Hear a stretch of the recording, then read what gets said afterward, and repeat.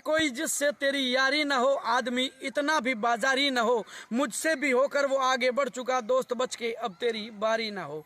नमस्कार, आदाब, सत श्री अकाल साथियों। दी रतन टॉप के पॉलिटिकल अड्डे पर मैं रतन सिंह राव आप सभी का इस्तकबाल करता हूं। मित्रों, जालोर जिले की सियासत में मजबूत जनाधार रखने वाले राजनेताओं की बात की जाए तो सबसे पहला नाम जिस सियासतदान का आता है उसे रतन देवासी के नाम से जाना जाता है। रायका समाज से आने वाले इस राजनेता का वर्चस्व न केवल रानीवाड़ा बल्कि मारवाड़ की लगभग 18 विधानसभा सीटों पर जबरदस्त जनाधार है।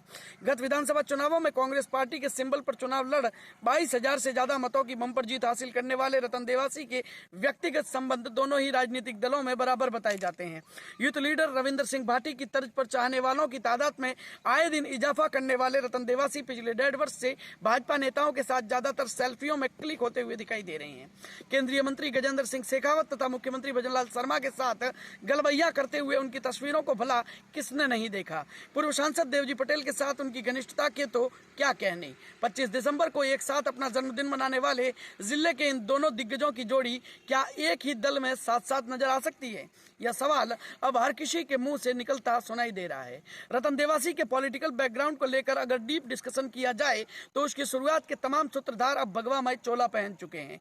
देवासी का गुजरात कनेक्शन व गृह मंत्री अमित शाह से कनेक्टिविटी वैसे तो काफी पुरानी है, लेकिन हाल ही में जिस प्रकार के हालात नजर आ रहे हैं उससे साफ तौर पर स्पष्टीकरण देना तो मुनासिब नहीं है, किंतु यह कयास जरूर लगाए जा सकते हैं कि देर सवेर ही सही रतन देवासी की भाजपा में एंट्री हो सकती है।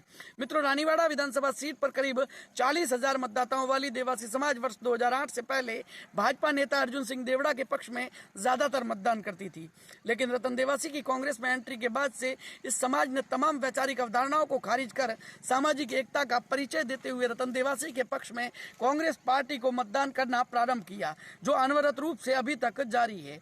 चूंकि मारवाड़ में निवास करने वाली यह समाज रानीवाड़ा को छोड़कर लगभग तमाम विधानसभा सीटों पर अपना ज्यादातर मतदान भाजपा के पक्ष में करती आ रही है, इसलिए यह भी कहा जा सकता है कि अगर रतन देवासी भाजपा का दामन थाम लेते हैं तो निसंकोच वे संपूर्ण मारवाड़ अंचल के टॉप 3 पब्लिक लीडर डिक्लेयर हो सकते हैं।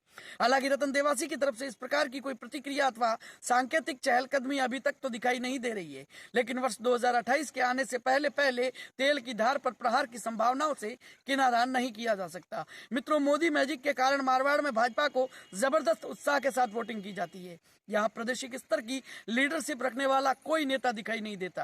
कैलाश चौधरी, के बिश्नोई, अर्जुन राम मेघवाल तथा गजेंद्र सिंह शेखावत सरी के नेताओं को छोड़ दिया जाए तो सामाजिक पैरवी व स्पष्ट उद्बोधनों के बूते रतन देवासी एक बड़ा चेहरा बनकर उभर सकते हैं।